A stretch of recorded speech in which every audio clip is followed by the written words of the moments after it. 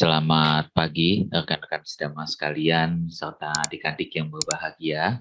Eh, Semoga hari ini kita bisa tetap berbahagia, gitu ya. Karena setiap harinya pasti ada suka maupun duka, gitu ya.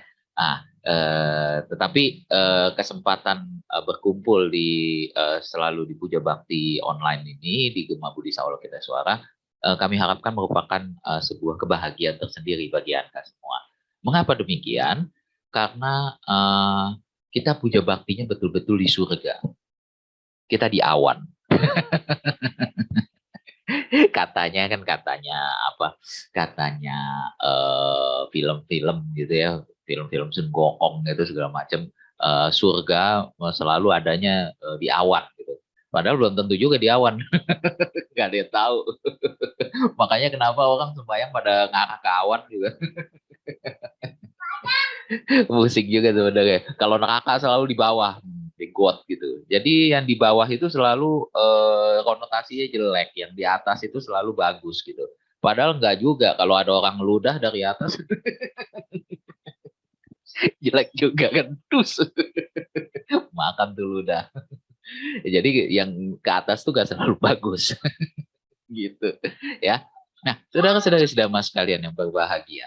Hari ini saya ingin menyampaikan tentang hidup yang pas ya.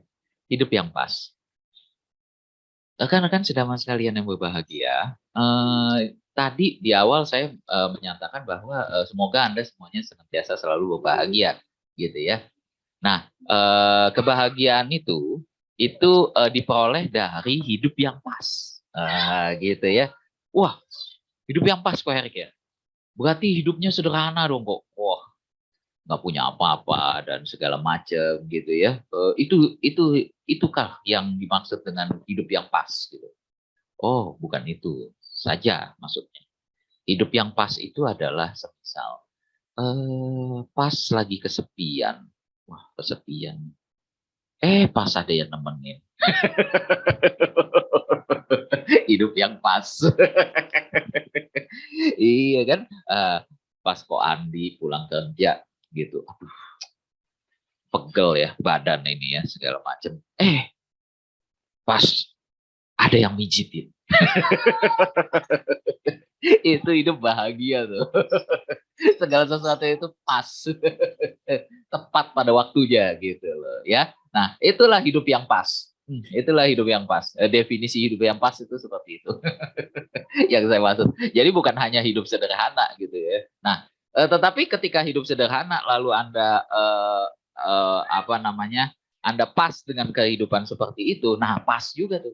Akhirnya timbul kebahagiaan gitu ya. Nah, jadi rekan-rekan sedama sekalian yang saya ingin sampaikan di sini adalah hidup yang pas itu adalah hidup yang segala sesuatunya itu bukan serba kebetulan gitu ya. Nah, tadi kan saya sampaikan bahwa wah ketika lagi nggak ada duit, misalnya contoh, wah siapa yang ada di sini nih? Oh siapa? Oh Stefani. Stefani ketika lagi, waduh dompet kosong. Tiba-tiba papanya Stefani langsung, mau kemana Stefani? Ini mau ke jalan-jalan ya sama temen, ke ulang tahun. Sweet Seventeen, asik. Stefani kan kayaknya udah mau Sweet Seventeen nih kayaknya. Kayaknya udah musim-musim Sweet Seventeen nih kayaknya kalau usia-usia Stefani nih gitu ya. Nah, mau Sweet Seventeen nih, wah Sweet Seventeen, oh oke kalau gitu. Iya kan, bener gak? Saya lihat soalnya di status Instagramnya sering sudah merayakan ulang tahun pada Stefani nih gitu ya. Udah Sweet Seventeenan. Nah, begitu Sweet Seventeen masa iya nggak dibekelin? Papa nanya begitu. Wah, kan nggak cuma bilang hati-hati, ya hati-hati ya Stefani ya, pergi sama siapa gitu segala macam ya. Oh diantar nih sama temen, oh ya udah. Selalu ditanya kan, ada uang nggak? Ada sih Pak tapi dikit. Nah kode tuh udah. Ya udah tambahin. Pas. Dompet lagi kosong, nah pas dikasih uang. Gitu. Nah, tapi memang itu kebahagiaan tersendiri. Jadi ketika kita membutuhkan sesuatu, akhirnya datang hari itu juga gitu. Itu pas gitu. Itu pas gitu. ya. Nah, itu kondisinya seperti itu gitu. Jadi itu hidup bahagia sekali tuh kalau bisa seperti itu. Nah, sayangnya rekan-rekan sedama sekalian, hidup tuh nggak selalu pas begitu. Maksudnya pas dalam artian adalah pas sesuai dengan yang kita mau. Nah, bener nggak gitu ya? Oh, pas lagi membutuhkan bantuan di ujian. Wah, gelap nih soalnya. Gak ada yang ngerti gitu. Nah, pas gak ada yang ngasih bantuan juga. Jadi bisa dua tuh pasnya. Pas sesuai kemauan kita sama pas gak sesuai kemauan kita. Kan sebenarnya seperti itu. Jadi hidup yang pas nih tergantung. Kalau yang membuat kebahagiaan adalah kalau semisal pasnya itu sesuai dengan keinginan kita. Gitu kan ya. Nah, tetapi kalau tidak sesuai dengan keinginan kita seperti tadi. Pas ujian lagi gelap. Soalnya gak ada yang ngerti. Terus gak ada yang kasih bantuan juga. Udah gelap tuh hidup kita udah. Gitu kan ya. Nah, itu hidupnya nggak pas juga sih. Pasti mati. Gitu ya. Nah, jadi rekan-rekan sedama sekalian, kalau begitu ceritanya, maka timbul pertanyaan. Wah, kok Erik itu berarti hidup yang begitu kan yang tadi kok Erik definisikan tuh enak ya. Kalau lagi mau dompet kosong ada yang ngasih, lagi hidup sendirian. Wah, ini kan ada yang remaja nih. Lagi hidup sendirian, tiba-tiba ada yang mau kenalan. Terus habis itu bisa dekat. Terus habis itu bisa jadi pacar. Ya kalau pas begitu. Kalau ditungguin tiba-tiba nggak ada yang mau gimana? Pas juga. Pas nggak ada yang mau gitu. Nah itu kan menderita. Nah berarti pas kan ada dua tuh. Pas yang seneng sama pas yang enggak gitu. Ya kan? Nah konsepnya seperti itu. Nah kita kan pasti maunya pas yang seneng-seneng aja kan gitu. Nah tetapi keadaan di dunia nggak seperti itu rekan-rekan sedama sekalian. Kalau tadi yang dompet kosong dikasih uang, kemudian kesepian ada yang nemenin dan segala macam, ada badan pegel ada yang mijitin gitu. Nah itu sih enak. Tetapi kalau kejadian sebaliknya bagaimana? Kan mungkin saja terjadi badan pegel tiba-tiba diomelin sampai rumah. Kan tambah kesel.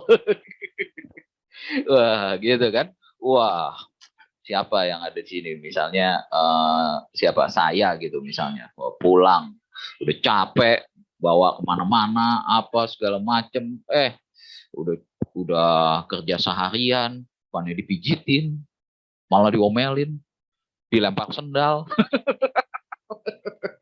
Pas juga pas ngeselinnya. Jadi tepat tuh. Kalau keselnya itu tadinya pas pulang udah capek dan segala macam itu pasti baru sampai tenggorokan sini. Wah itu langsung sampai ubun-ubun. Tepat sekali pas ya gitu. Jadi kemarahannya langsung memuncak gitu. Bukannya dipijitin, dikasih air anget kayak apa gitu. Dikasih si air anget tapi disiram ke muka. Sar. Ngapain aja? Pulang malam-malam. Kerja. Wah kesel tuh luar biasa. Nah, tapi kan itu kondisi kehidupan ya teman-teman sekalian ya. Betul nggak gitu? Iya kan? Gitu ya. Jadi tidak semua yang pas itu sesuai dengan kemauannya kita. Karena pasnya kita itu belum tentu sesuai dengan pasnya alam dalam tanda kutip. Betul nggak? Ya. Nah, kita kan maunya tadi tuh kalau pulang kerja ada yang mijitin, ada yang nyiapin air panas, ada yang nyiapin baju kita mungkin gitu ya. Nah, ini kalau yang sebagai suami gitu ya. Biasanya gitu. Gitu. Nah, tapi kebanyakan sih kalau saya sih enggak, saya sih ambil baju ambil sendiri aja. Ya, gitu. Ah, tapi kan kalau digituin kan lebih enak gitu ya. Nah, ini malah begitu nyampe rumah diomelin gitu. Ngapain aja? Pulang malam mulu segala macem. Wah, Andi ketawa. Berasain dia. Hidup. Kita mah kalau yang udah berumah tangga mah kenyang. Pulang kerja udah capek-capek. Andi udah melaut kemana-mana. Wah, apa ini? Misalnya contoh seperti itu, ya kan? Nah, tapi itu kan suka duka kehidupan, iya nggak? Begitu kan ya kira-kira ya. Nah, yang pelajar juga nih misalnya, wah saya melihat ada Nata di sini. Wah, Nata, selamat pagi Nata. Nata saya lihat udah besar sekali tuh, pernah ketemu di CS gitu ya. Anak saya kebetulan sekolah di CS juga gitu ya. Nah, Nata udah bisa nih, soal udah bisa ngerjain. Nata maju ke depan. Wah, Nata bisa ngerjain soalnya. Terus gurunya bilang, nyontek dari mana kamu? Di belakang kesel. Gue udah bisa. Bilang nyontek dari mana? Ini soalnya kejadian ini saya mengalami sendiri dalam kehidupan saya di SD. Gurunya sudah meninggal, jadi kita omongin aja. Saya kesel banget sama tuh guru. Saya selalu jadiin contoh tuh guru di mana-mana bahwa itu guru yang nggak banget gitu. Jadi kerjaan tuh guru bukan yang ngajar, malah malah bikin film horor terus di kelas gitu. Kerjaannya nakutin mulu. Masih ada nggak sih guru yang model kayak gitu? Kalau ada, bantai aja guru kayak gitu. Memang kalau kalau dari sisi apa namanya, dari sisi lagu-lagu gitu ya, guru itu kan memang uh, apa, pahlawan tanpa tanda jasa dan segala macem gitu ya. Itu betul, di satu sisi itu betul gitu. Tetapi ada orang yang jiwanya bukan jiwa guru gitu loh, bukan jiwa pendidik, sehingga yang ada adalah mendidiknya dengan cara premanisme gitu. Itu yang saya nggak suka gitu loh. Nah makanya saya kebetulan saya sekarang menyekolahkan anak saya gitu ya. Nah kelihatannya gurunya pada sungkan tuh karena saya seorang dosen. Sungkan jadi gurunya yang sungkan, padahal saya nggak ngapa-ngapain. Saya cuma petantang-petanteng aja di hari pertama. Sekarang sih saya juga udah nggak sering nganter juga. Kemarin semingguan aja saya nganter apa ke sekolah gitu ya, menemani lah gitu ya, biar dia tahu ada kehadiran papa mamanya gitu ya, si Renat. Nah setelah itu bukan mereka tahu bahwa saya seorang dosen gitu segala macam. Wah, ini banget apa, kesannya kayak benar-benar dihormati sekali sih. Jangan macam-macam deh, bapaknya dosen. Padahal sih ya nggak gimana-gimana gitu. Nah, itu membuat terkendali suasana suasana anak saya. Tapi saya nggak memposisikan diri saya seperti itu. Akhirnya saya jadi mohon maaf, jadi kurang ajar sama guru-guru yang ada. Enggak, saya sih biasa-biasa aja gitu ya. Nah, cuma kalau kalau semisal ada guru yang menurut saya kurang kurang bagus dalam pengajaran dan segala macam gitu ya, ya siap-siap terima kritik dari saya. Tapi sama ini sih belum. Saya masih anggap normal-normal aja gitu ya. Silakan saja gitu ya. Jadi kecuali kalau ada yang kebangetan, nah baru saya turun tangan. Nah, yang kebangetan tuh model kayak apa? Yang tadi itu pas tuh. Yang tadi saya cerita pengandaiannya. Wah, murid udah bisa ngerjain soal. Udah pas kan, sesuai dengan jawabannya. Pas juga. Pasnya apa? Diomelin. Karena pikiran tuh guru tuh negatif terus gitu loh. Kok tumben-tumbennya orang model kayak kamu bisa ngerjain soal? Kan kurang ajar itu guru kayak begitu.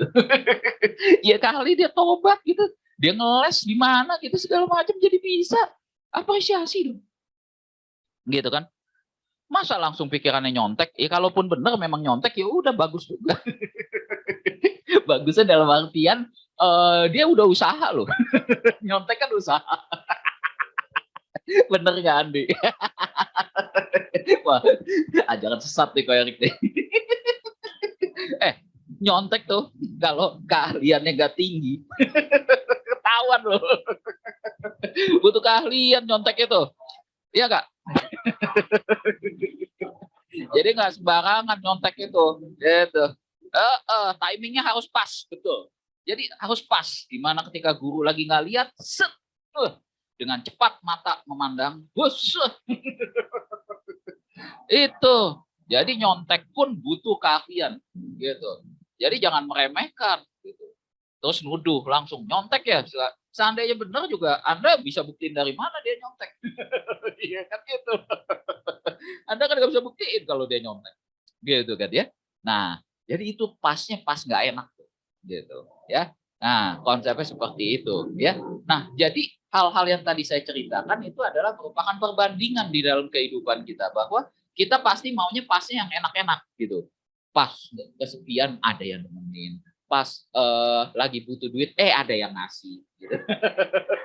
Papa mama tadi ya yang saya bilang gitu ya.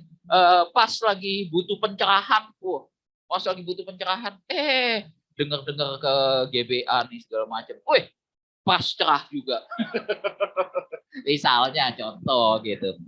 Karena saya ada yang di hadir di GBA itu ada yang pernah ngomong sama saya, sama istri saya sih ngomongnya, nggak sama saya gitu ya. Sampai sekarang pun karena kan saya kalau kalau ngomong kan ya ngalur ngidul gitu aja ya. Artinya dia suka-suka saya aja, saya mengalir aja, dia ngomong ke sana, ngomong ke sini.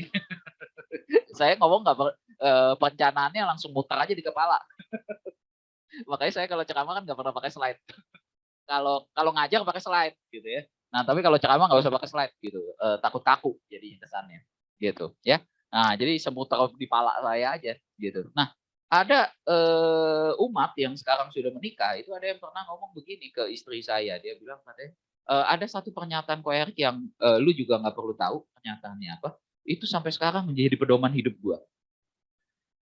Wah, bangga juga sih saya digituin. Tapi sampai sekarang saya juga nggak tahu dia ngomong apa. Saya ngomong apa.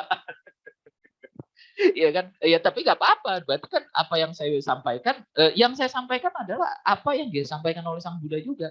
Jadi sebenarnya yang mulia itu Sang Buddha bukan saya. Saya mah cuma nyontek. Nah itu nyontek. Saya itu cuma nyontek. Kita ini semuanya nyontek, nyontek dari ajarannya Buddha gitu. Kita kan nyontek, semuanya nyontek ini gitu ya. Dhamma itu kan contekan. Nah, jadi itu contekan yang sudah dibuat, rumus-rumus yang sudah dibuat oleh Buddha. Nyontek, nyontek silakan tuh rumusnya saya kasih. Pokoknya harus punya pandangan benar, pikiran benar, ucapan benar dan segala macam. Gitu. Itu rumusnya gitu. Nah, berarti kalau mau hidup yang pas tadi, ya, mau hidup yang pasnya yang enak-enak saja, gitu ya, maka yang harus dibikin pas, yang harus dibikin pas, itu adalah pikiran kita, bukan kondisi di luar kita. Ah, begitu ya, paham ya teman-teman sekalian ya. Nah, karena begini, karena kalau kita harus menyesuaikan kondisi di luar kita dengan kondisi di dalam kita, selalu ya segala macam, maka nggak bisa 100% pas, gitu loh. Karena kondisi di kehidupan kita itu pasti terjadi perbedaan dengan apa yang kita inginkan. Ya kan, konsepnya seperti itu. Saya mau punya istri yang pengertian. Pengertiannya dalam hal apa? Ya apaan aja di ngertiin. Saya tengglengin pala dikit, wah Ko Erik pegel. Misalnya contoh kayak gitu. Tapi kenyataannya enggak. Leher udah tengglek begini sampai udah jatuh. Ditanyain aja enggak misalnya. Nah, itu kan berarti kita harus membuat diri kita yang pas. Supaya penderitaan kita tidak menjadi double. Ngerti nggak maksudnya? Penderitaan kita jadi double. Kalau kita berharap bahwa tadi, wah kok istri saya nggak mijitin leher saya ya, segala macam. Maka terjadi penderitaan kedua. Udah leher sakit, berharap istri mijitin. Kenyataannya nggak begitu. Istrinya lagi ngurusin anak gitu, misalnya contoh begitu, sehingga kita nggak diurusin. Misalnya contoh begitu. Nah, kalau begitu ceritanya, maka yang terjadi adalah kekecewaan. Yang terjadi adalah kekecewaan. Nah, oleh sebab itu, maka kalau mau membuat hidupnya yang pas, yang penting kan leher saya nggak pegel. Iya nggak? Konsepnya seperti itu kan. Maka sesuatu yang harus kita lakukan adalah kita mengubah pengertian di dalam otak kita bahwa sesuatu yang di luar diri kita tidak bisa kita atur. Yang bisa kita atur adalah kondisi di dalam batin kita. Nah, itu konsepnya. Sehingga hidup kita pasti selalu pas. Pasnya juga pas senang. Gitu. Enggak pas yang menderita. Walaupun dalam keadaan pas menderita, kita tetap pasnya senang. Karena apa? Yang dikondisikan adalah pikiran kita. Jadi, ketika leher pegel sampai tadi jatuh begini, segala macam, yang harus kita lakukan adalah kita tidak perlu bergantung sama istri kita. Yaitu, apa yang harus kita lakukan? Kita ambil minyak angin, kemudian kita gosok sendiri leher kita. Dengan tangan kita. Beres sudah masalah. Walaupun tangan kita pegel juga sih gitu. Tapi ya sudah, daripada nggak ada yang mijitin, ya udah mijit diri sendiri saja. Kan beres. Yang penting masalahnya kelar. Masalahnya apa? Leher pegel. Ya sudah, kalau nggak ada yang mijitin, ya pijit sendiri. Kan happy udah kalau begitu ceritanya. Jadi apapun yang bisa dikerjakan sendiri, selesaikan sendiri. Gitu. Ya kan konsepnya seperti itu. Nah, jadi yang dikondisikan itu adalah pikiran kita. Ya dikondisikan supaya selalu pas dengan kondisi gitu ya. Kira-kira modelnya seperti itu. Ketika jadi membuat hidup yang pas itu sama seperti ketika kita pakai kacamata ini. Gitu ya. Nah, kalau kacamata misalnya mata saya sudah rusak nih, saya minus gitu. Ketika saya mengeluh saja dengan keadaan mata saya yang minus, aduh mata saya nggak kelihatan nih tulisan apa sih di layar ini, step, step, step, step, step. Misalnya contoh seperti itu. Apa ini? Maka kita yang harus membuat hidup kita pas, yaitu apa? Action. Ambil kacamata, kemudian taruh di mata kita. Sehingga pandangan kita jadi pas. kan konsepnya seperti itu, ya kan? Nah, inilah yang harus kita lakukan. Nah, kacamata ini adalah pengertian benar kita di dalam hati kita. Itulah yang diajarkan oleh Sang Buddha. Itulah yang diajarkan oleh Guru Agung kita, Buddha Gotama, bahwa kita harus menciptakan kacamata-kacamata kita sendiri di dalam kehidupan.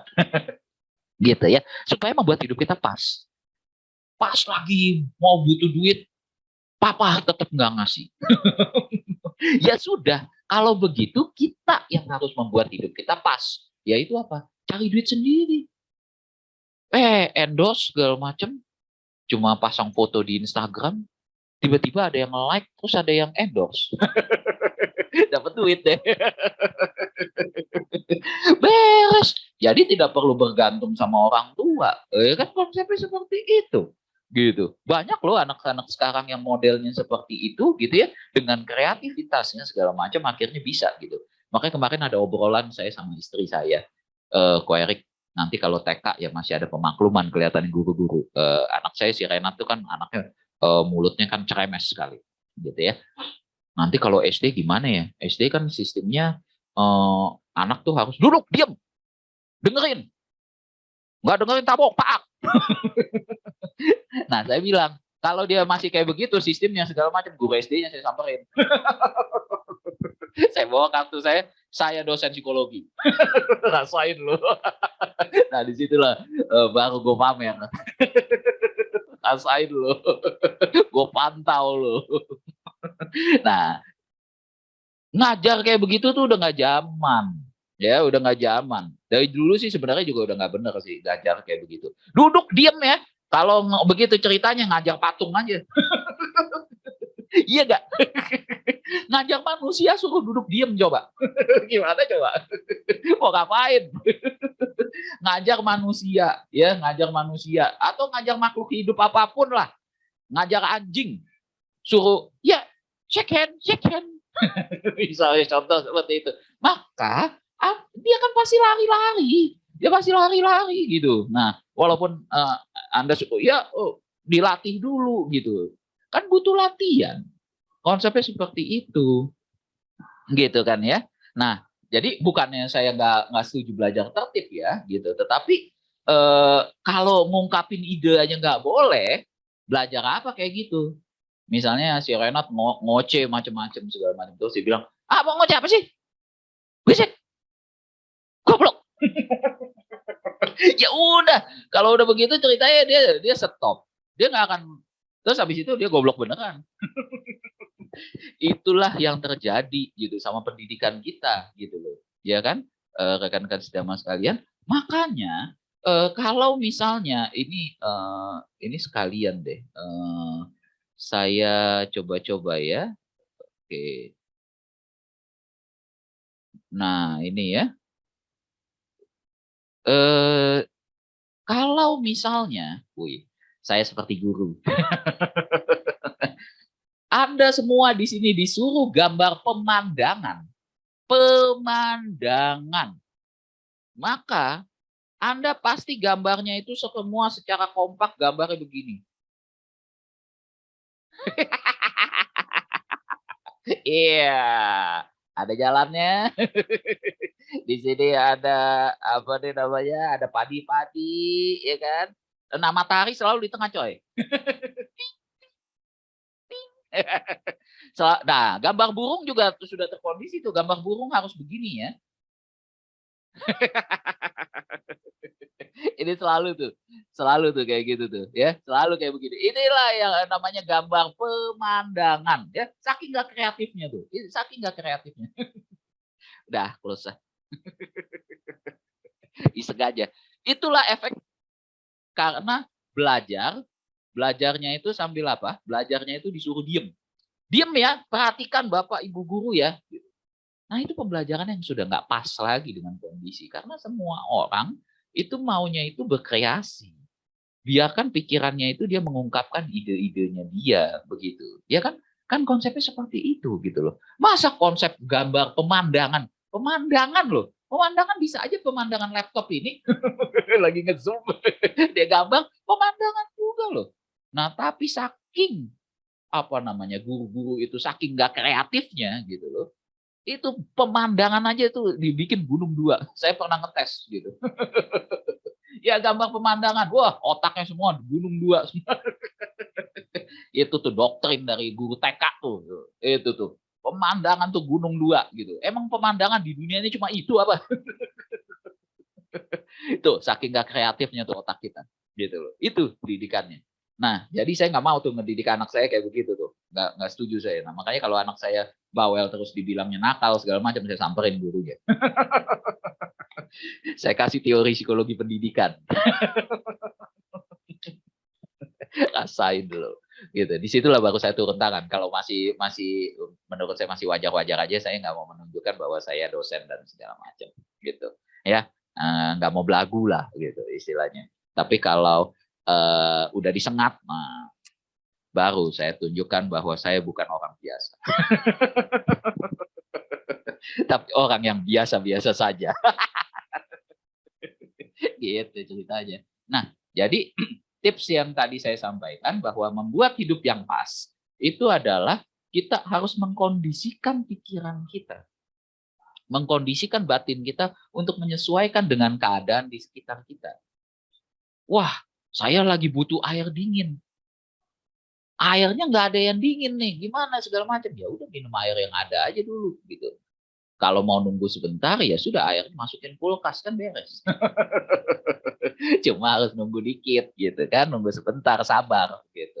Nah, udah agak dingin sedikit, nah silakan minum. Kan kondisinya seperti itu. Jadi nggak usah masalah air dingin aja akhirnya semua teriak-teriak gitu loh. Nggak ada yang dingin ya, segala macam. Kan membuat penderitaan kedua kalau begitu ceritanya. Udah nggak dapat air dingin, marah-marah. Habis itu sakit jantung.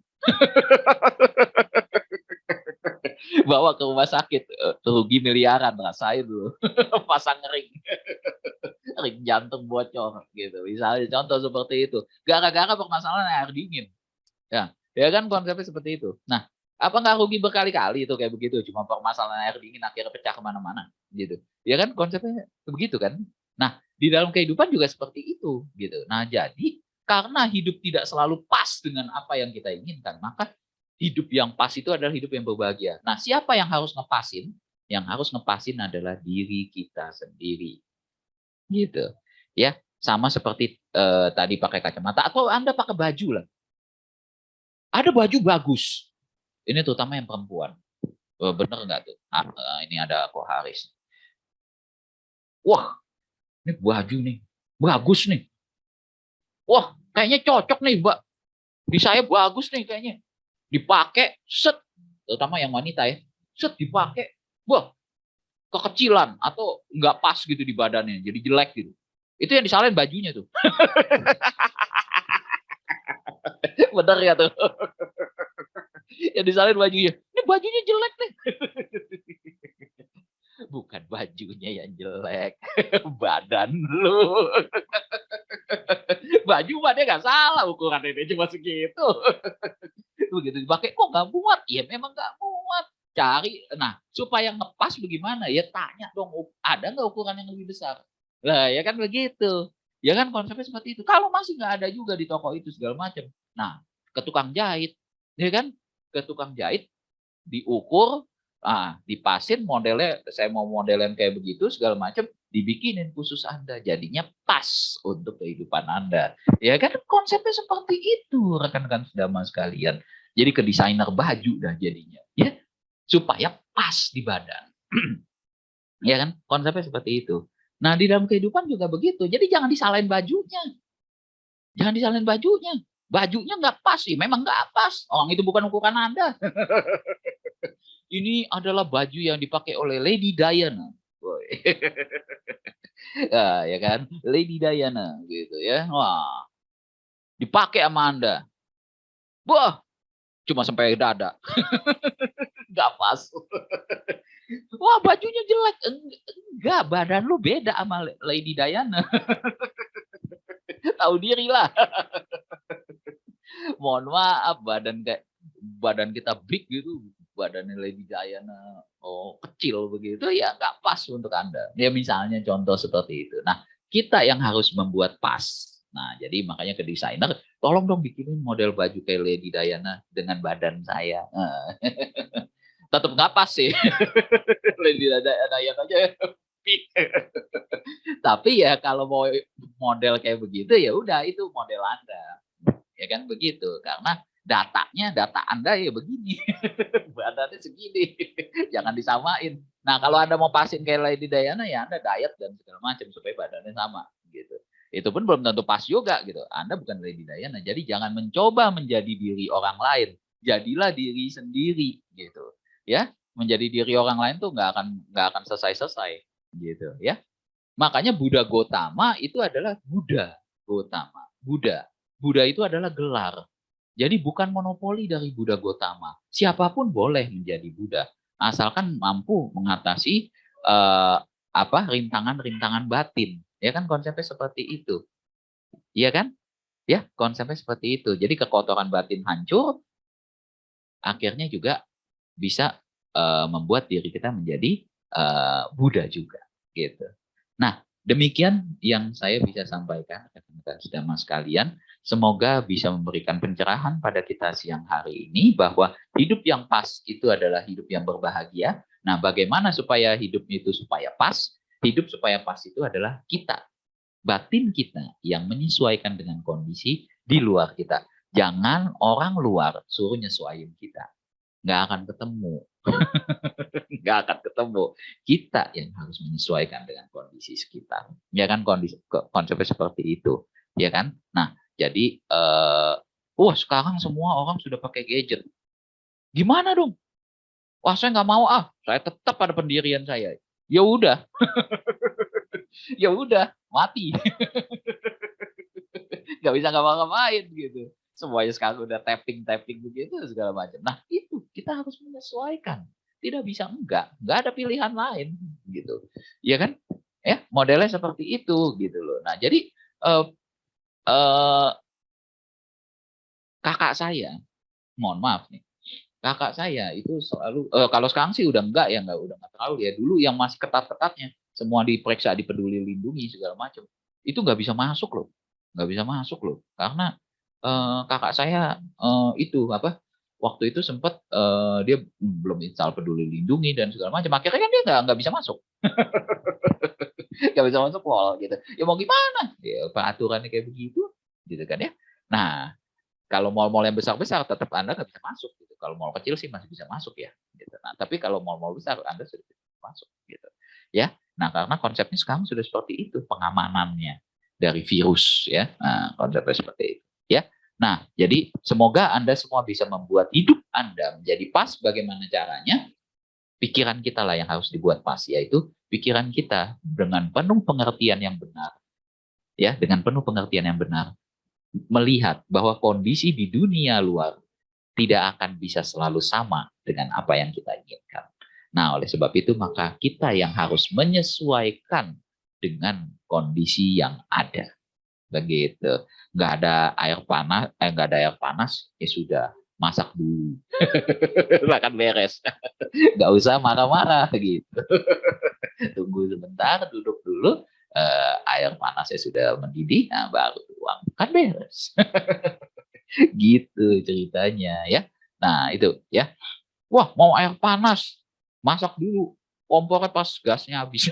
Wah itu penderitaan tuh. Ya udah beli gas dulu segala macam. Ya sudah gitu. Wah kalau begitu ceritanya ya sudah. Kondisinya ya udahlah nggak usah pakai air panas lah. Pakai air dingin aja juga boleh. Ya misalnya contoh begitu. Jadi kita yang harus menyesuaikan dengan kondisi yang ada gitu.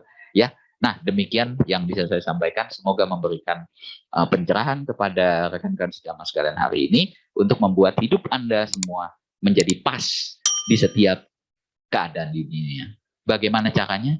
Dengan perhatian. Nah, itu kuncinya. Terima kasih. Sabe sata bawantu sukitata. Semoga semua makhluk hidup berbahagia. Sadu, sadu, sadu.